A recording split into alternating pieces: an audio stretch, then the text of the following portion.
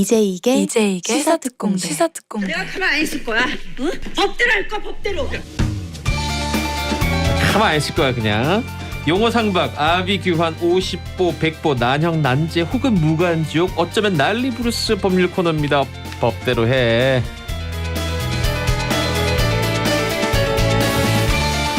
사이 구구대원이 제티 꼭 전해주세요. TH김에서 김준우 변호사로 완전히 갈아탔다고요. 김준우 변호사 나와있습니다. 또 대한민국의 한 3% 이내의 분위기시군요. 감사합니다. 4299님. 커피 쿠폰 좀 날려주세요. 안 돼요. 자, 윤현오 대원입니다. 저는 세 분 변호사 중에 김태현 변호사가 제일 좋아요. 왜냐? 정치쇼에서 커피 쿠폰 줬거든요. 안녕하세요. 하이. 아 그래요. HR 이건가? HI. 네. HR. 그래요. 네, 안녕하세요. TH김입니다. TH김 나와 있습니다. 저기 저 김태현의 정치쇼가 커피가 후합니다. 거기 뭐 엄청 막 2개씩 주고 막 난리도 아니고 아니, 말이에요. 그래서 그거 후회요. 좀 진행자 자기 출연료로 주는 게 맞지 않습니까? 아, 나는 이제 진행 그만뒀다. 아니 그런 어떤 그 배포도 없이 진행을 한다고요? 그걸 이제 한자로 하면 뭐가 됩니까? 커피 쿠폰은 진행자 돈으로 줘야 된다. 정정당당. 아. 어려운 사자성어다 진짜. 자, 그 저 세상에서 가장 용감한 사람이 남의 돈 쓰는 사람입니다. 용감합니다 쓰는 우리 사람. TH김은. 양상군자라 그러죠. 예. 그리고 박지훈 변호사 나와 있는데요. 네, 박준 변호사입니다. 자, 권익위원회 권익위 조사에서 12명이 지금 명단이 나왔는데 국민의힘 얘기입니다. 이준석 대표는 당 소속 의원 투기 의혹에 대해서 우리는 민주당보다 더 강력하게 조치하겠다라고 했는데 요 말이 잘 이행되고 있습니까? 어떻습니까 현재는? 안 이행되고 있습니다. 잘라말할 수 울기만 있습니까? 하고 뭐 그런 상황인데 어제 울었죠. 예, 울 일인지는 모르겠는데 일단 이전에 밝힌 거는 민주당보다 갖거나 최대한 더 엄격하게 처리하겠다는. 민주당은 이래 돼 있습니다. 지금 12명 중에 비례는 둘이는 그냥 출당돼 있는 상황이고요. 네. 이 10명인데 5명은 탈당기를 냈고 5명은 버티고 있습니다. 그렇지만 민주당에서 조치를 안 취하고 있는 상황이고요. 그런데 국민의힘도 똑같이 12명입니다. 편하게 그렇게. 편에 맞았어요. 근데 그건 비례는 1명이고 나머지 11명 중에 5명은 당 차원에서 지금 면죄부를 줬어요. 괜찮다고. 그 나머지 5명에 대해서 뭐 탈당 권유 등등을 했는데 지금 국민의힘의 당규가 조금 달라요. 민주당하고. 탈당 권유를 해서 안 하면 제명을 하는 게 이제 당규에 돼 있는데 네. 그걸 하는 주체가 국민의힘은 윤리심판원입니다. 근데 그게 지금 없어요. 구성이 안 돼 있어요. 아하. 그래서 결과론적으로는 뭐 하는 게 아무것도 없다라고 말해도 무방할 것 같습니다. 근데 그거는 좀 봐야 되는 거고 이게 양이냐 질이냐는 거거든요. 네. 양쪽으로만 지금 시점에서 보면 민주당은 어쨌든 처음에 12명 그러니까 비례대표 뺍시다. 비례대표는 네. 어차피 이제 출당해가지고 의원직 유지하고 나가는 네, 거니까 그 지역구 의원만 봤을 때 민주당은 일단 송영길 대표가 그만 탈당계 내세요라고 다 얘기를 한 거예요. 12명 전원에 대해서. 그런데 국민의힘은 이준석 대표 반만 했죠. 양으로 보면은 민주당이 잘하는 거예요. 양으로 보면. 왜냐면 민주당 어쨌든 다 나가라고 그러는데 저 국민의힘은 반은 면접을 줬으니까. 네. 근데 제가 이제 왜 질을 얘기를 하냐면 민주당은 탈당하세요. 또 싫어요라고 하면 어떻게 강제할 수 있는 방법이 없어. 당원 당규상. 실제로 이행된 게 아무것도 없고 그냥 다 버티잖아요 지금. 네. 뭐 본인들 현재로서 억울한 건 그렇소. 있겠습니다만. 근데 국민의힘은 아직 그 시행은 안 됐는데 좀 정확하게 말씀드리면 지도부에서 나가세요라고 민주당 똑같아. 근데 싫은데요? 버티잖아요. 그러면 지도부에서 윤리위원회를 구성해서 윤리위원회에서 다시 한번 심사를 해요. 또 윤리위원회 똑같이. 근데 윤리위원회는 구성이 어렵습니까? 구성하면 되는 거지. 그 지도부에서 구성하는 거니까 지도부 의견 받을 수밖에 없어요. 네. 그 모르는 게 아니잖아. 근데 윤리위원회에서 봤더니 나가세요 하잖아요. 탈당 권고. 그때는 안 받으면 열흘 동안 안 받으면 자동 제명이에요. 그런 강제 규정이 있어. 강제할 수 있는 규정이. 열흘. 이준석 대표가 그걸 믿고 있기 때문에 야 그래 지금은 나보고 반 면제부 줬다고 하지만 시간 있어 봐봐. 민주당 정리 못했지. 우리는 정리 안 할 수가 없어. 자동으로 된다 정리가. 아 윤리위원회 내가 구성할 건데 윤리위원회 구성한 게 어려운 게 아니잖아. 그 그거. 부분은 이제 지켜보면 네, 될 근데 문제고. 진짜로 네. 이준석 대표가 네. 말만 해놓고 윤리위원회 구성도 안 하고 흐지부지 넘어가면 그건 더 욕먹을 수밖에 없는 잘라요, 거지. 그래. 수단이 있는데도 안 했으니까. 근데 그게 아니고 윤리위원회 저 구성해서 할 거기 때문에 그 사람들은 제명되는 거는 뭐 시간의 문제인 거지 될 수밖에 없는 거고. 그리고 지금 어쨌든 윤희숙 의원이 의원들 이제 사퇴한다고 개인들 그랬잖아요. 해봐야죠. 예. 근데 그 사람들이 뭐 탈당도 안 할까? 분위기가 안 할 수 없는 분위기거든. 뭐 일각에서는 뭐 무슨 뭐 의원들이 빠져나가면 개헌저지선이 무너져서 어쩌고저쩌고 그러는데 그 말도 안 되는 아, 소리를. 그렇다고 그 그 사람들이 사람 나간다고 무슨 가겠어요? 뭐 민주당 말도 안 지어주겠어? 똑같아요 그냥 의미가 뭐. 없는 얘기야. 팩트 체크만 자, 추가로 김대중 변호사 하면 팩트 체크. 국민의힘의 의석수에 비례하면 한 7명 정도가 나와요. 민주당이랑 숫자가 맞습니다. 양적으로 12명 나왔는데 근데 이제 유명한 이름이거나 뭐 충격적인 그 수준의 것이 별로 없어요. 이제 한무경 의원, 비례의원 같은 경우는 그 축구장 뭐 30몇 개치의 땅을 강원도에 워낙 샀기 때문에 그 부분이 조금 여러모로 국민적인 좀 비난 가능성이 좀 높은데 사실은 더 크게 의혹을 받았던 분들은 예전에 탈당을 다 했습니다. 충청도의 박모 의원, 박덕흠 뭐 얘기해요. 경북의 송모 의원, 이 정도 사이즈가 아니에요. 그다음 부산의 전모 의원. 제가 이름까지는 얘기 안 하겠습니다만 하여튼 그래가지고 좀 큰 스토리보드가 사실 좀 빠져나간 부분이 있어서 그래도 조금 더 부자 정당은 확실히 국민의힘 당이구나라는 생각이 많이 전체 듭니다. 숫자에 또 네. 비교해 아니 볼 저는 때. 이거를 좀 얘기를 하고 싶어요. 뭐 민주당도 저는 50보 100보라는 생각이 듭니다. 말씀대로 지금까지 조치는 없어요. 네. 탈당기를 냈지만 그걸 접수해서 탈당시켜버리지 않았기 때문에 결과론적으로 뭐 비슷해 보이는데 민주당 국민의힘의 차이점이 딱 그거 같아요. 어쨌든 간에 국민권익위원회에 넣어서 그 결과를 보고 하기로 했는데 민주당 어쨌든 그게 왔을 때 바로 송민길 대표가 뭐 읍참 맞속 뭐 이런 얘기 하면서 결국은 다 조치를 취했던 거거든요. 네. 근데 그 결과 왔는 걸 보고 국민의힘 같은 경우는 지들이 다시 판단해요. 지들 죄송합니다. 최고위 다시 판단해서 반절은 또 괜찮다고 해주고 그 중에 한 명이 윤희숙입니다. 제 눈에는 하나도 안 괜찮거든요. 뭘 어떻게 소명을 받고 심사를 했는지 모르겠지만 그런 부분을 그렇게 할 바에 뭐라고 국민권익위원회 얘기해달라고 그 조사를 의뢰를 했을까요? 그 부분은 민주당하고 국민의힘은 많은 차이가 난다 생각이 듭니다. 자, 그럼 이제 좁혀서 윤희숙 논의를 의원. 좁혀서 윤희숙 의원에게 얘기만 해보도록 하겠습니다. 일단 지금 이 농지법 위반 의혹이다라고 돼 있는데 요걸 우리가 좀 팩트 체크 해볼게요. 그러니까 이제 농지는 경제 유전 원칙에 따라서 상속으로 받은 일정 규모 이하의 땅이나 네. 아니면 텃밭용으로 하는 일정 규모 이하의 땅을 제외하면 농사 짓는 사람만 농지를 살 수 있습니다. 네. 근데 이제 윤희숙 의원의 부친께서 이제 내가 농사를 짓겠다라고 신고를 하고 전입 신고를 해가지고 세종시에 들어가서 땅을 한 3,000평 좀 넘게 산 것 같아요. 샀는데 이제 한 달 있다 아이고 못 짓겠다 이러면서 이제 윤희숙 의원 쪽 해명은 이제 모친께서 좀 뭐 노환이나 뭐 아파서 이제 그게 좀 뜻대로 이루어지지 않아서 그냥 결국 그걸 대여하게 됐다. 이런 건 네. 이제 뭐 그 농어촌 공사나 이런 데 농지를 이제 대여해 주는 건 뭐 법적으로 다 돼 있는 거니까 문제는 없고요. 다만 이게 투기 목적 아니었냐? 실제로 농지를 경작하겠다고 신고만 하고 실제로는 투기 목적 아니었냐? 왜냐하면 이 구매 당시에 윤희숙 의원의 부친이 79세 정도였다고 해요. 네. 아마 만 나이일 개연성이 한 있기 여든 때문에 어르신이죠. 여든 넘으셨을 네. 개연성도 있습니다. 그래서 그 나이에 진짜 이 3,000평 규모의 경작을 직접 할 만큼 이게 되냐? 원래 농사 짓던 분도 아니고 네. 이런 게 좀 있고 그다음 이제 다른 혐의 이 혐의는 이제 조금 수사를 해봐야 나올 거고 윤희숙 의원이 억울할 수도 있는데 KDI에서 근무했을 때 당시에 내부 정보를 혹시 활용한 거 아니냐 이거 이제 민주당에서 정치적으로 비난하고 있는데 저는 뭐 그렇게 가능성이 그렇게 높다고 보지는 않습니다. 연결 고리들이 좀 있어야 되잖아요. 네, 그러려면. 근데 다만 아버님이 세종시에 있는 땅을 사는데 딸이 그 근처에서 근무하고 있으면 야 거기 괜찮냐? 뭐 이런 건 물어볼 게 인지상정인 것 같은데 어쨌든 본인은 자기는 이제 26년 전에 출가할 때 독립 경제로 살아왔기 때문에 사실 전혀 모른다. 이렇게만 얘기를 하고 있는데 해명도 약간 석연치 않고 농지법 위반 부분 의혹은 충분히 있는데 윤희숙 의원은 직접적 약간이 관련성이 아니고요. 문제죠. 저는 확실한 등기부를 고리가, 좀 봤어요. 그래서 확실한 고리가 보인다. 그 땅 등기부를 보니까 8억 7천에 매수를 했더라고요. 윤모 씨입니다. 아버지가. 그러니까 지금 시세는 호가만 한 20억이 되고요. 네. 만약 매매가로 되면 더 될 가능성도 있어요. 상당히 올랐습니다. 그리고 본인이 작용한다고 허위로 기재를 했던 부분도 있고 뭐 결과론적으로 허위가 된 거죠. 네. 작용하지 않았기 때문에 딴 사람이 농사를 지금 짓고 있어요. 그 장소에. 근데 KDI가 좀 중요해요. 네. 예타 검사라고 그러죠. 예비적 타당성 검사. 네. 검토. 그걸 거기서 다 합니다. 옆에 아. 다 산단이 지금 다 들어와 있어요. 4개 정도가 들어와 이거 있습니다. 일단 KDI 한국정책연구원이잖아요. 그렇죠. 거기 지금 부장했던 사람이에요.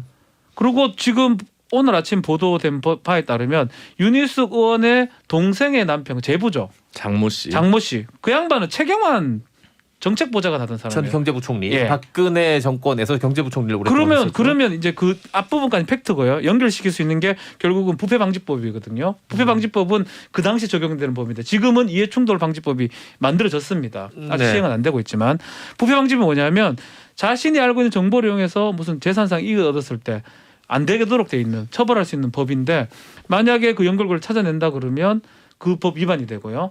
그 자금 출처 자체가 혹시나 그 죄송합니다. 할아버지가 아닌 오. 딸들이 이제 했다 그러면 네. 지금 계속 얘기하고 있는 부동산 실명법, 명의신탁계가 또 그 위반이 되고요. 그리고 공직자윤리법 위반이 되고요.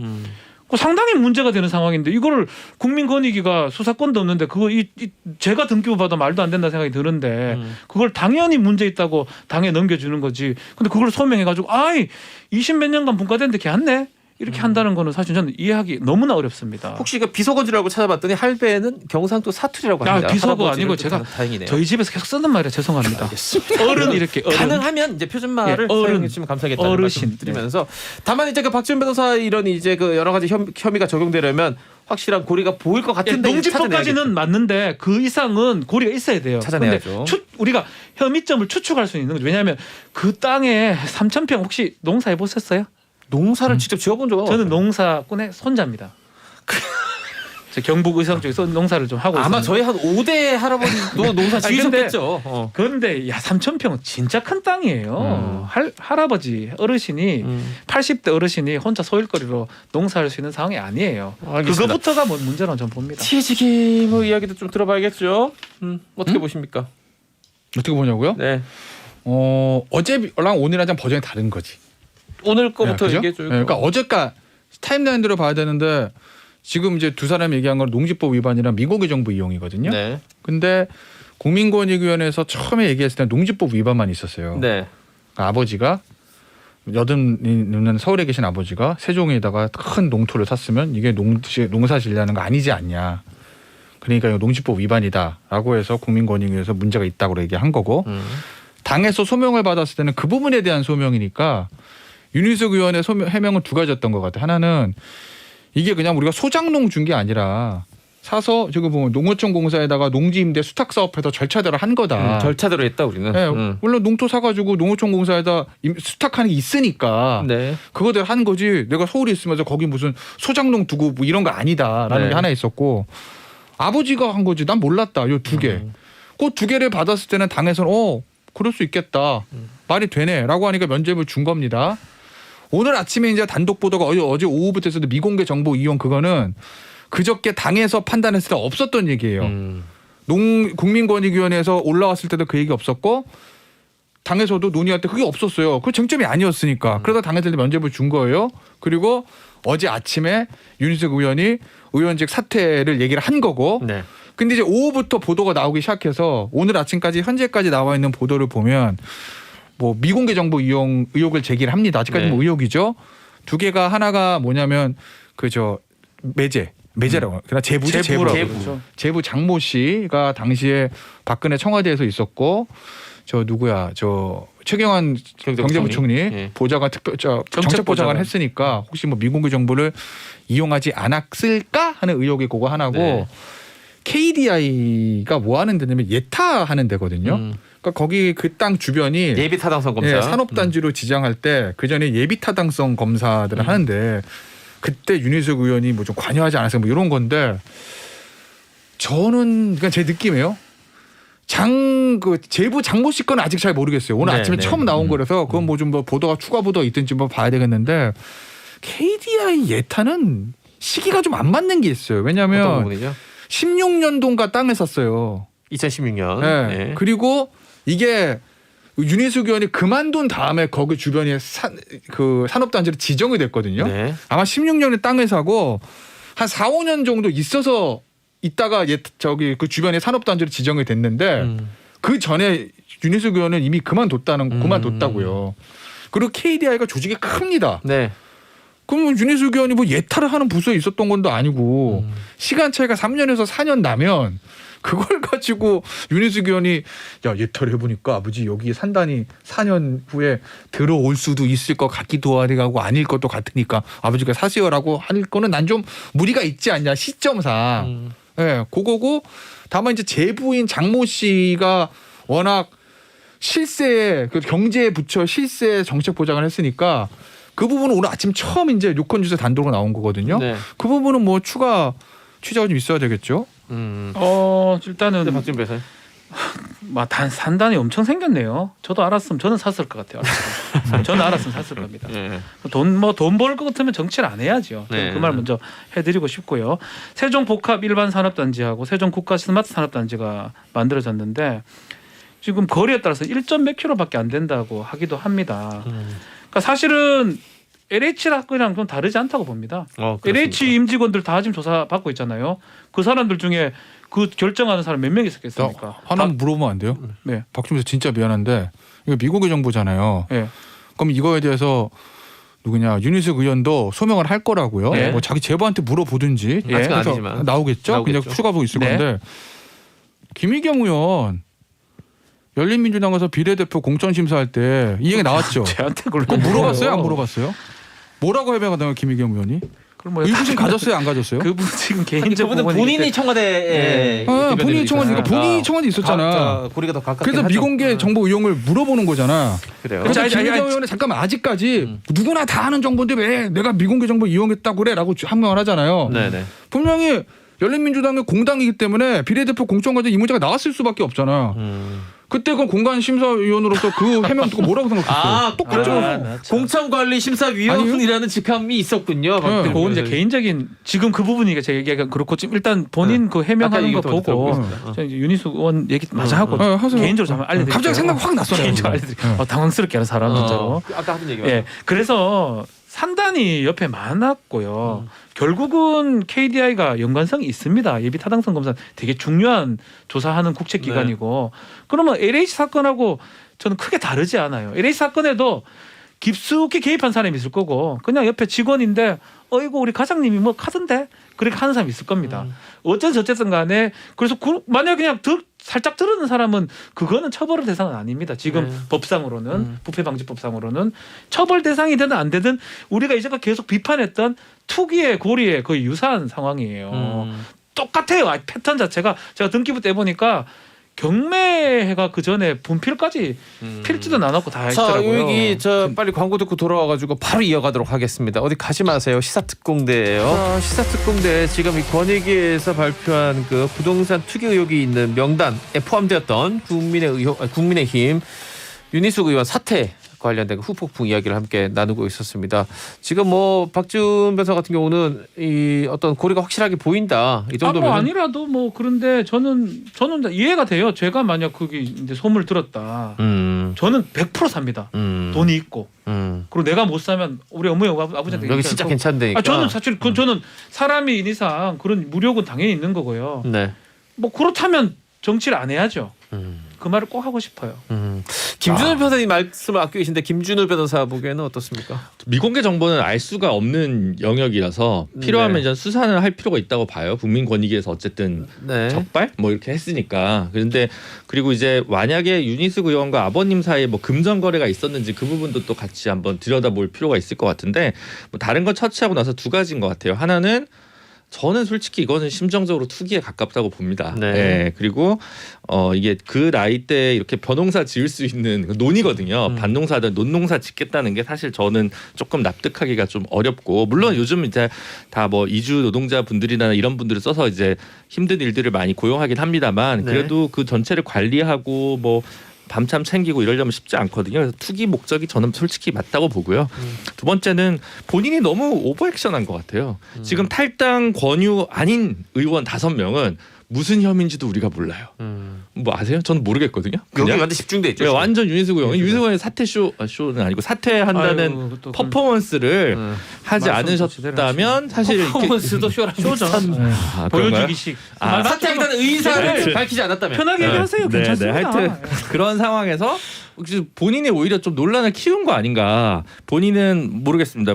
그 임차인이다 그 이미지를 좀 살리고 사실 이분이 그 당시 2주택인데 전세 7억에 살고 있는 임차인이었는데 임대인이자 임차인이었죠. 네, 그래서 그것도 사실 좀 말장난이죠. 말이 많았는데 이번에도 또 그래서 조금 대응 자체도 정무적으로 본인이 많이 고민한 것 같은데 정말 정무적으로 효과적인지도 잘 모르겠어요.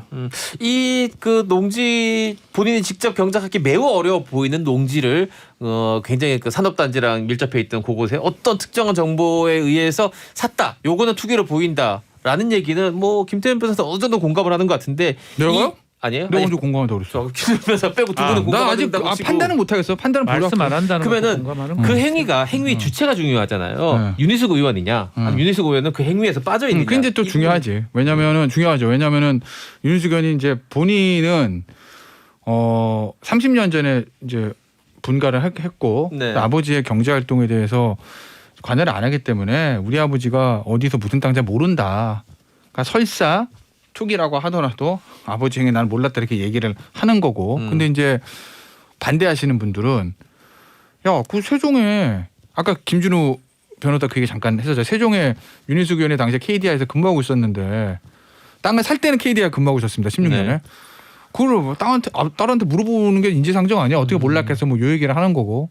그러니까 그 얘기는 이제 사실관계를 진행되는 걸 좀 더 봐야 되죠. 왜냐하면은 아직까지 해명이나 당 내부에서의 조사가 농지법 위반에서만 끝인 거거든요. 그래서 의원직 사퇴한 다음에 이 얘기가 나오기 시작한 거기 때문에 네. 그거는 추가에 진행되는 사정을 좀 봐야 될 것 같고. 근데 저는 뭐 오버액션 쇼 뭐 이렇게 얘기하시는데 제가 100번 양보해서 투기라고 가정을 하고 말씀드려요. 지금부터 전제예요. 네. 윤석열 의원의 아버지가 투기를 했고 그리고 윤희숙 의원은 그걸 알고 있었다. 그러니까 가정 전제입니다. 깔고 얘기하는 거예요. 네. 그렇게 할게요. 그래서 의원직 사퇴했어요. 그거 어쩌라고요? 그것도 오버액션이에요? 아니요, 그냥 잠깐 사퇴하라. 사퇴 안 하면 안 한다고 뭐라 그러고 하면은 오버액션이라 쇼라고 그러고 아니 까놓고 얘기해서 전 사퇴하라고 한 적 없어요. 국민의힘도 마찬가지. 그러니까 네. 탈당하러 제명을 언론에서 그래. 국민의힘의 다른 의원도 마찬가지예요. 민주당 말할 것도 없고 국민의힘의 다른 의원들도 당 대표가 송영길 대표, 이준석 대표도 그만두세요라도 아무도 안 하잖아요. 다 세상에 안 억울한 사람은 없어요. 아무도 안 하잖아. 근데 윤희숙 의원은 어쨌든 자기가 책임지고 윤석 사퇴한다며요. 그죠? 네. 근데 그건 뭐 오버액션이다 쇼다 무슨 뭐 이재명 캠프 보니까 무슨 뭐 정치 무슨 쇼를 그만두라 뭐 이러던데 아니요. 뭐 어쩌라는 얘기해도 거예요. 됩니까? 똑같이 미공개 정보 이용 의혹이 나왔는데 열린민주당 아무것도 안 합니다. 진상조사 안 해요. 김의겸 의원도 김의겸 출당 의원. 아무것도 안 해요. 거기보다 낫지 않습니까? 자, 그리고 사퇴의 잠깐만 유죄 확정 판결 여기까지 났는데 듣고 들어. 역사의 법정에서 뭐 가려질 겁니다. 이거보다 낫지 않습니까? 오케이. 기소됐음에도 불구하고 아무 책임 안 지려는 것보다 낫지 않습니까? 좋습니다. 그럼 어쨌든 예. 자기가 의원으로서 책임지는 게 저는- 의원직 사퇴 말고 뭐 있어? 아, 좋습니다. 먼저 그 다 듣고 맞고 김준호 변호사님. 사퇴를 해고 안 해고 이게 아니고요. 사퇴 변인 문제라는 거예요. 제가 지금 찾고 있는데 독립관계로 살아온 30년 지난 아버지를 엮은 무리수가 야당 의원 편판을 흠집내려는 의도가 아니게 뭐냐. 권익위 끼워 맞추기 우스꽝스러운 조사다.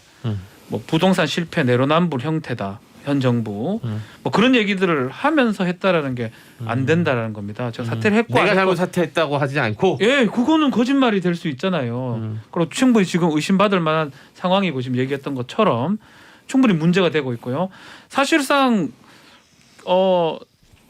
자금만 조금 출처를 해보면 더 큰 것도 나올 가능성이 높다고 보거든요. 저는. 그건 이제 8억 짐작이죠. 7천, 네, 짐작입니다. 네. 제가 수사권을 갖고 있다 그러면 저는 뭐 그런 거 금방 볼 수 있을 것 같긴 한데 그런 것까지 지금 확인해야 될 상황인데 사퇴할 수 있죠. 뭐 사퇴하는 걸 뭐 잘했다고 볼 수도 있고 뭐 어떻게 볼 수 있는데 변이 전 잘못됐다는 말씀을 드리는 거예요. 사퇴의 자, 변이. 저도 그러니까 왜냐하면 지금 이준석 대표가 사퇴 만료하면서 뭐 눈물도 흘렸다는 어제 언론 얘기죠. 보도가 나왔잖아요. 네. 근데 만약 나중에 뭔가 조사 아니면 나와서 어떡할 건데요? 못하면 당 대표만 바보 뭐예요, 만드는 거잖아요. 왜 그러니까 그래? 사실 의원 하나하나가 헌법기관이기 때문에 진퇴나 행보에 있어서 저는 되게 진중해야 된다고 봅니다. 그런 네. 차원에서 얘기를 드린 거고 그래서 이거는 좀 이상하지 않나? 왜냐하면 오히려 당에 누가 되지 않도록 탈당하지만 나는 억울함을 소명한 다음에 다시 복당하겠다. 동지들에게 미안하다. 뭐 이런 게 보통 그럴 수가 탈당의 있죠. 변이었단 말이죠. 근데 왜 사태까지 얘기를 하냐라는 거 보여서 약간 오히려 뭐 이상한 거 있나?라고 더 생각하거나 아니면 이제 다른 쪽에서는 서울시장 놀이나 이런 생각을 하시는 분들도 있는 거죠. 서울시장은 어떻게 노리겠어요? 오세훈 현역시장이 있는데 강남길에 1년밖에 안 하고 선거해야 되니까. 그거는 신호 선언 이렇게 뭐 하시는 그거는 거고. 아니라 어제 사실은 윤희숙 의원 처음 사퇴한 다음에 모 기자도 저한테 진보 언론 기자인데 이거 내년에 서울시장 강력한 후보인데 딱 이렇게 얘기를 하던데 뭐 그렇게 볼 수도 있으나 현실적으로 오세훈 시장이 내년에 어쨌든 재선을 노릴 거 아니에요. 1년밖에 안 된 인기가 보수 진영에서 인기가 굉장히 좋은 오 시장이 있는데 그걸 노리고 간다는 거는 생각하기 어렵지. 만약에 거기 지금 여당 소속 박원순 시장이 계속한다고 하면 내년에 한번 노려보고 이럴 수는 있겠습니다만 현실적으로 그건 쉬운 문제는 아닌 거죠. 자, 문자 2개 읽고 그다음 조국 전 법무장관 딸이죠. 조민 씨 얘기를 좀 해보겠습니다. 9593대원 문자는 아까 그 위에는 뭐 물귀신 작전 아니냐 이런 문자도 하나 있었고 9593대원 문자는 제가 읽겠습니다. 윤희숙 사태가 쇼처럼 보이면 그 쇼를 그냥 진짜로 만들어주면 되지 않습니까? 사직서를 상정할 수 있는 국회의장도 민주당 출신이고 그다음 의석도 그렇고 의원직 날려주세요. 비례제명 2명만 한 민주당이 쇼로만 끝나게 하면 안 되잖아요. 묘하게 비꼬는. 저는 이제 진짜 궁금한 게 이분이 민주당 지지사시는가 아니겠죠. 비판하시는 아니겠죠. 분이죠. 후자인 것 같죠. 후자인 네. 것 같아요. 국회법에는 회기 중에는 가반이 출석해서 가반이 찬성해야지만이 통과가 될 수 있는데요. 네. 근데 사실은 국회의원으로서 조사를 받아야죠. 그게 더 아마 저는 우선적이지 않을까. 그래서 오늘인가요? 윤건영 의원이 그 얘기를 하더라고요. 당론 정해달라. 국민의힘에서 어떻게 하는 게 좋은지 그 당론 봐서 뭐 결정하지 않을까 생각이 들고. 근데 저는 기본적으로는 뭐 지가 아까 말했던 국회의원은 그럼 서초갑 주민은 뭐가 됩니까? 서초갑 아니십니까? 우리 네, 그렇습니다. 뭐예요? 저희 지역구 의원입니다. 뭡니까 이렇게 막 나가고 하여튼 그렇기 때문에 진퇴를 되게 조심스럽게 생각을 해야 되거든요. 아마 국회의원 중에 그렇게 막 나간 사람 있나요? 어쨌든 예전에 박세일 의원이 교수님이 한번 자꾸 그랬죠. 하셨는데 아, 그 국회의장까지 찾아가서 나 진짜 사퇴시켜달라고 막 계속해가지고 결국은 됐던 거 박세일 아니에요? 의원이 아마 옛날 유일한 비례대표, 될 겁니다. 비례대표. 제가 진짜 봤을 옛날 얘기네요. 때. 네. 그래서 이제 그런 부분이 있기 때문에 뭐 국회의원으로서 조사를 받는 게 오히려 타당한 방법이 아닌가. 저는 지금 이제 그 민주당이 주민- 안 할 것 같아요. 주민들 분위기는 제가 조금 알고 있습니다만은 뭐 다른 또 아이템이 있으니까 그거 하고 나중에 또 알려드릴게요. 어차피 또 그게 되니까. 뭐 단톡방들이 여러 개 있습니다. 주민들 단톡방이. 내년 대통령 선거 때 재보궐로 좋은 지역구 나오나요? 국민의힘 거기 아주 좋은 꿀 같은 지금 지역이거든요. 많은 사람들이 이게 웬 이러면서 거기 통계적으로 보면은 뭐 거의 영순위로 꿀 지역입니다. 지역이라 갑자기 제 고향 대구는 이준석 훨씬 당대표의 나았네. 권한이 올라가네요. 훨씬 낫죠. 자, 그다음 이제 아까 제가 예고해 드렸듯이 지금 조민 씨에 대한 부산대 의전원 입학 취소 얘기를 해볼 텐데 요거 지금 현재 상황도 역시 또 팩트 체크 잘해주시는 김진우 변호사에게 물어보겠습니다. 네, 부산대가 이제 일단 발표를 했죠. 예비 결정으로 이제 조민 씨에 대한 입학 취소를 하겠다. 팩트만 보면 소위 이제 정경심 판결에서 나왔던 7대 허위 스펙이 있는데, 그죠? 7대 허위 스펙을 조민 씨가 서울대 의전원 서류를 일단 다 냈어요. 7개를. 그리고는 떨어졌죠. 부산대에서는 4개를 냈어요. 판결문을 보면 7개 중에 4개를 낸 겁니다. 3개는 안 냈어요. 서울대 공익법센터 이런 거 안 낸 거죠.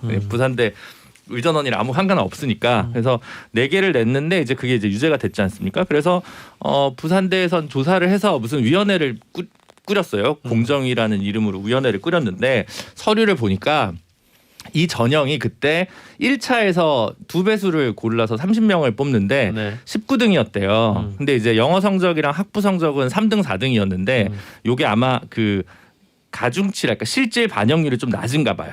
특히 그 분야에서는 그 분야에서는 영어 세 개를 보는데 성적이. 서류 종합 평가랑 이렇게 해가지고 3가지를 봐가지고 네. 지원자 중에 19등을 해서 1차를 컷을 넘어가고 그 다음에 이제 2차 면접이 30점인데 면접에서 거의 한 1, 2등 정도 했던 것 같아요. 요 전형 안에서 그렇게 해가지고 이제 합격을 한 거거든요. 그러니까 자세히 보니까 요게 표창장 내용이나 이런 것들이 자소서 좀 기재가 됐는데 핵심이 아니고 요게 없었더라도 합격할 만했다. 그래서 우린 모르겠다. 라고 대학본부로 넘깁니다. 위원회에서. 대학본부에서는 이렇게 보니까 그건 알겠는데 그 당시 모집 요강의 주의사항에 보면 서류가 위조된 거나 뭐 잘못 허위 사실이 있으면 취소한다라는 내용이 있기 때문에 그거에 근거로 한다. 근데 이게 처분은 사전 통지 절차랑 청문 절차가 있어야 되기 때문에 청문 절차를 밟고 진짜 제대로 된 행정처분 입학 취소 결정을 하겠다. 그러면 이제 그게 한 2-3달 걸리겠죠. 이제 지금 현재 상황은 그렇습니다. 결격 사유를 어겼으므로 결격한다. 이거네 줄여서 말하면은. 모든 수시는 다 있어요 이거. 저희 애 수시 갈 때도 입시 전형서 보면 요강서에. 요강 뭐 저도 허위 아이가 기재 입시를 하는데 다 그렇죠. 있긴 다 합니다. 있어요. 보면. 그러니까 그렇게 그거는 보통 이제 당구장 표시라고 하는 거기 네, 당구장 때문에. 표시 그거는 하는 사람들 다 읽어보고 그렇기 때문에 야 이거 내가 만약에 그러니까 누구나 그렇잖아요. 이게 내가 예를 들어서 입시 지원서에 뭔가 스펙을 붙여요. 이게 실제로 입학사정관들이나 입시위원들한테 어느 정도 영향을 끼칠지는 결과적으로 모르지만 네.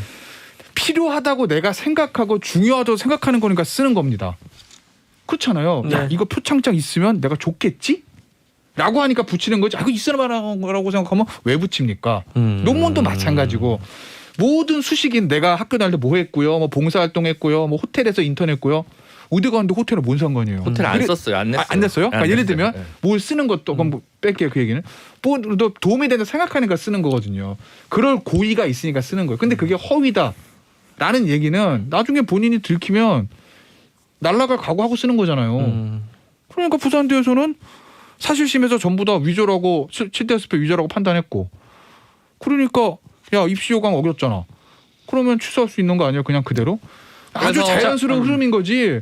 여기서 무슨 뭐 그게 뭐 가혹하다. 아니 그게 예를 들면 그게 없었어도 붙을 수 있었네 없었네는 논의의 평면에 들어올 만한 성질도 안 되는 거다. 아니, 그건 부산대에서 그렇게 논의를 한 거니까 제가 그 논의 이게 필요성을 우리가 한 제기한 게 아니고 아니라 그러니까 부산대에서 그런 그런 얘기가 나왔다. 나왔다. 제가 딱 두 가지 정도 지적을 자, 그럼 좀 박준배 사 얘기 듣고 다시 말씀을 김준배 드리고 합니다. 싶은 게 이제 결국 요강을 보면 기재 내용이 사실과 다를 때는 불합격 처리한다라는 규정이 있어요. 입시 요강에 뭐 그걸 근거로 아마 했을 걸로 보이고. 근데 사실은 사실과 다르다. 뭐 판단은 났습니다. 2심 판단 났습니다. 근데 사실과 다르다. 엄청 다르다. 좀에 다르다. 많이 다르다. 이거 말장난을 치는 게 아니고 명확치 않은 부분은 있다는 첫 번째 얘기 드리고 싶고요. 네. 아마 그 부분을 고민했을 것 같아요. 그러다 보니까 부산대 등등에서 특히 입시 이렇게 비리가 왔을 때 실제로 무효가 된 사례가 거의 없습니다. 예컨대 뭐 뇌물 먹고 뭐 해도 그 사람은 뭐 처벌받는 건 변론으로 하더라도 자식이 뭐 의사 면허가 취소되거나 이런 사례가 없었거든요. 뭐 그런 것들이 지금 문제되는 게 첫 번째고요.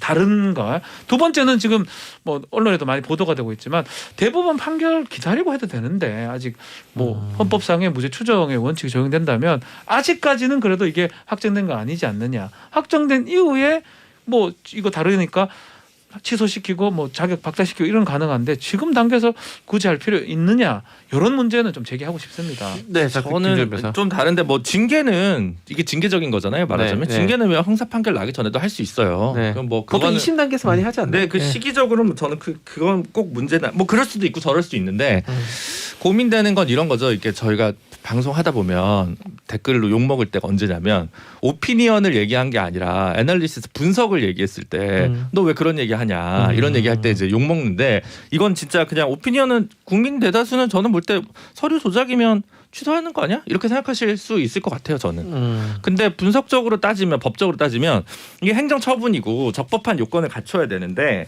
요게 주의사항에 들어있고 학칙에 없어요. 그래서 그거 가지고 좀 그 행정소송에서 다퉈볼 만하다. 예를 들어 예전에 그 우리 펜트하우스 나오던 SES 유진 씨도 그 대학 입학 그 취소됐다가 무효 확인 소송에서 이겨가지고 다시 복학이 됐거든요. 네. 근데 고등학교 학력이 인정이 안 되는 학교인데 그 학교에 졸업장을 내 가지고 했다는 거였어요. 그것도 벌써 이제 거의 한 20년 가까이 된 얘기긴 한데 그리고 이제 그 로스쿨에서도 한번 그런 소송이 있었어요. 이 대학 졸업 예정자인데 무슨 자격증을 하나 못 해가지고 나중에 졸업이 안 됐나 봐요. 근데 입학을 해버린 거예요. 근데 나중에 3학년 돼가지고 입학 취소가 결정이 나니까 이거 뭐야 이래가지고 소송에서 1심은 이겼던 걸로 학생이 그런 일들이 있어가지고 요 그 시기 얼만큼 또 공부했느냐 이런 거 전반적으로 좀 보고 판단하기 때문에 이걸 만약에 행정소송을 조국 일가에서 한다 했을 때 100% 패소냐 그렇진 않다. 이거는 변호사 입장에서는 다퉈볼 만하다. 이 얘기하면 조국 잘했다는 거냐 이렇게 얘기 물으시는데 그게 아니라 그냥 이거 소송적으로 봤을 때 어떻게 될 거냐라는 거에 대한 이야기를 드리는 거예요. 그래서 여기 좀 더 나아가면 우리는 변호사니까 법률적 얘기를 좀 하면 결국 집행정지 신청을 할 겁니다. 그러니까 효력정지 가처분. 효력정지 가처분 신청을 할 겁니다. 저는 그거 받아들일 가능성이 높다고 보거든요. 그래요? 본안 판단은 뭐 변론으로 하더라도 네. 본안 판단 지금 김준일 변호사 얘기하던 가부를 따져봐야 될 것 같아요. 근데 문제는 만약에 지금 취소를 시켜버리고 의사 면허까지 다 촤촤촤 탈락시켜버리면 뭐 보건복지부 행정처분도 앞으로 있겠지만 그렇게 되면 회복할 수 없는 손해가 발생한다고 볼 수 있고요. 지금 말했던 것 어떤 형평성 부분 때문에 법원 입장에서는 어쨌든 본안 결정 최종적으로 났을 때 그때 박탈해도 된다. 뭐 저는 그렇게 결정 날 가능성이 높지 않을까. 저는 변호사 입장에서 그렇게 판단하고 있습니다. 이 법적 절차에 대해서 수평정지는 받아줄 수도 있죠. 그건 뭐 본안에서 따져보라고. 그건 뭐 그렇다고 해서 당신 말이 맞소라고 얘기하는 건 아니니까. 네. 그럼 말씀하신 대로 의사 면허 이게 학교 문제는 의사 면허가 걸려 있는 거니까 네. 나중에 의사 취소됐다가 다시 구제하고 뭐 골치 아프잖아요. 그 몇 년 더 공백이 생기니까 본안에서 따져볼 수는 있는데 저는 이거 행정소송한다도 이기기 쉽지 않다고 보는데요. 왜냐면은 입시 요강이라는 거에 그 입시 요강의 성격이 뭐냐라는 것도 좀 따져봐야 되고 판례도 좀 찾아봐야 되겠지만 그게 어쨌든 대외적으로 저는 구성력이 있는 문서라고 보고 입시하는 사람들한테 당신이 이런 절차를 거쳐 이거 잘못하면 불합격될 수 있고 이렇게 하는 거면 내가 알려주는 거지 어디 무슨 찌라시 나눠주는 거 아니잖아요. 네. 그죠? 그렇기 때문에 저는 그건 대외적인 법적 구성력이 있다고 봐서 거기에 명백하게 얘기돼 있는 걸 어겼다고 하면 그건 당연히 학교 입장에서 입학 취소할 수 있는 거 아니에요? 나는 그건 네. 물론 변호사 입장에서 주장할 수는 있겠습니다만 난 논쟁의 여지가 별로 없을 것 같은데 이게 조국 전 장관이 이길 수 있을까? 저는 쉽지 않다고 봅니다. 이거. 근데 이제 이런 네. 결정이 또 가능했던 것 같아요. 그러니까 이거는 사실 우리는 이거에 대해서 아까 오피니언 뭐 얘기를 했는데 부산대에서 그냥 총대 메고 우리는 뭐 그렇지만 입학 취소할 필요 없다고 생각이 든다. 이렇게도 그것도 가능한 거예요. 제가 봤을 때는 지금처럼 입학 취소도 할 수 있고. 재량의 부분이로 전 보이거든요. 네. 근데 이제 그런 판단하는 과정에서 행정소송할 때는 재량권 일탈에 남용했냐, 아니면 행정소송 일반적인 원칙인 과잉금지나 비례 원칙에 반했냐, 뭐 그런 것들은 이제 기준으로 주장을 해야 될 것 같은데 저는 부산대에서 그런 막 논리를 댔던 거 봤을 때는 고민을 많이 했던 것 같아요. 근데 이제 지금 같으면 고등교육법에 아예 이제 정유라 사태 이후에 이게 법에 딱 들어 있어서 그냥 논쟁의 여지가 없어요. 근데 그 당시 입법 불비 상태라 어쨌든 요건의 적법 요건을 따져들 때 비벼볼 만한 부분이 있다라고 말씀을 드린 거여서 김태현 변호사님 얘기 들으면 조민 씨가 이거 소송하면 10대 0으로 질 것 같다는 의견이신데 저는 뭐 한 7대 3 정도 조민 씨가 3 그래도 정도는 있지 않나. 저는 6대 4 이거 해볼 만한 6대 4 정도면은 이긴다고요. 이긴다고요? 그냥 해봤어요. 예. 저 같으면 소송하면 많이 껴 있는데. 저 같으면 소송하면 고려대 소송을 맞죠. 수임을 하려면 해보겠습니다. 지금 고려대 고려대 같은 소송이 경우에는 훨씬 낫죠. 네. 제가 이렇게 기사를 좀 많이 찾아봤더니 여기는 학교도 학교지만 학생들이 상당히 뜨겁게 지금 그러니까 이게요. 분노? 고려대는 제가 정확한 사실은 모르겠는데 부산대나 고려대나 부산대 입장 생각을 해보시자고요. 이게 법원까지 가서 이렇게 정리됐는데 이걸 정리 안 하면 부산대 의전원뿐만 아니라 부산대 로스쿨 있을 거죠. 부산대 입시 있을 거죠. 부산 관련된 그 대학의 입시가 다 흐트러진다고요. 야, 저거 뭐 법원에서 다 유죄받고 뭐 스펙 위조 7개 해도 나중에 들켜도 저긴 놔두네? 이게 시장에 퍼지면 부산대가 향후에 입시 업무가 수월해질 수 있겠어요? 아니, 근데 그거는 지금 고등교육법이 바뀌었기 안 된 때문에 거라고요. 그럴 수 그러니까 없다니까요. 이거 이제는. 부산대 소급이 입장에서는 안 되죠. 정리할 소급이 수밖에 안 되는 없는 거지만 거고. 향후 미래에 있어서는 네? 저 안 얘기는 결국 조금 안 이게 맞는 것 같아요. 아까 만약 재량권 일탈 남용이냐 할 때도 재량권의 일탈 남용은 사실 어떻게 보면 법원의 주관적 판단이 들어갈 수밖에 없는 거잖아요. 코에 가면 귀에 가면 귀걸일 수도 있을 테니까. 근데 대한민국 사회에서 입시의 공정성이 가지는 어떤 가치라든지 뭐 여야 보수 지금 이거 다 떠나서 입시에 대해서 가지고 있는 사회 일반적인 어떤 평균 인식을 기준으로 볼 때 네. 7대 스펙이 위조됐다고 법원에서 판단했는데 그 의존은 입학을 취소한 부산대 행위가 너무한데? 재량권 일탈 남용이야? 이렇게 볼 여지는 거의 없다. 이 두 개만 하면 일단 계속 얘기하지만 7대 스펙을 다 낸 건 서울대 로스쿨 입시고 그렇죠. 고대 넣을 때는 몇개 7대 빠졌죠. 스펙이 아니, 또 부산대.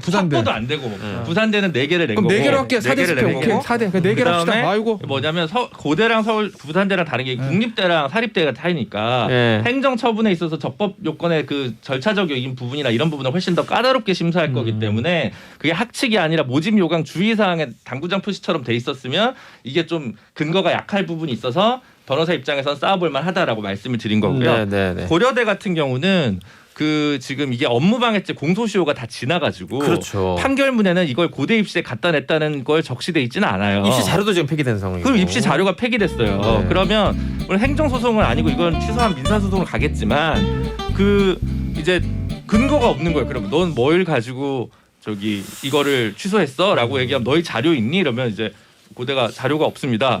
그러면 어떡하지? 이렇게 돼서 그러니까 뭐 사실적으로 유죄라 하더라도 법리적으로는 이게 뭐 좀 근거가 박약해지기 때문에 고대 입학 취소권이 되게 좀 더 뭐랄까 만약 취소를 결정을 한다면 조민 씨가 소송에서 훨씬 더 굉장히 유리한 정황일 수밖에 없는 거죠. 이게 좀 국민적으로 굉장히 이 정치 성향에 따라서 이게 굉장히 치열하게 그렇죠. 뜨거운 온도가 있는 게 제가 어제 방송에서 지금 정경심 교수도 2심에서 모두 유죄가 났고 조 전 장관 역시 지금 21일 뇌물수수 등등 혐의 1심 재판 중이잖아요. 네. 그런데 어제 이제 조 전 장관이 조국 전 장관이 또 사과의 의미를 담은 메시지는 안 낸 것 같아서 아 사과는 아직 안 했군요라고 했더니 이게 사과할 일이냐면 지금 댓글도 많이 또 왔어요. 근데 굉장히 이제 이게 예민한 부분이긴 한 것 같아요. 좀 생각을 해봐야 되는 게 내가 민주당 대선 후보라면 이 문제에 발을 담그는 게 맞아요, 안 게 맞아요? 최대한 멀리하는 게 유리하죠. 유리. 봐 보세요.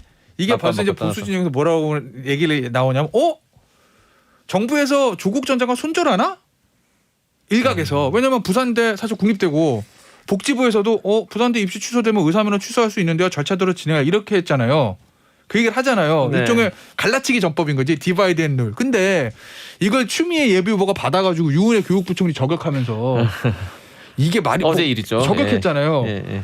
뭐 본인한테는 뭐 표가 좀 올 수 있겠습니다만 본인이 몸담고 있는 민주당 전체 문정부의 문제라는 걸 넓게 보면 거기서 여기서 유은혜 교육부총리는 정치인 출신이잖아요. 유은혜 국회의원 교육부총리 출신이죠. 딱 저격하면서 교육부에서 뭐 했길래 이렇게 하는 거야라고 말하는 게 맞나? 알겠습니다. 맞아요? 이게 여기까지 또 질문을 던지면서 왜 그렇게 법무적으로 별로라는 거죠. 왜 그렇게 사심으로 하는지 광고 이해가 듣고 안 돼. 돌아서 마무리하도록 할게요. 시사특공대예요. 오늘 아주 첨예한 그런 의견들이 대립하는 아이템들 2개를 좀 다뤄봤습니다. 세 분 변호사님 오늘 모두 감사했습니다. 다음 주에 뵙겠습니다. 네, 감사합니다. 감사합니다.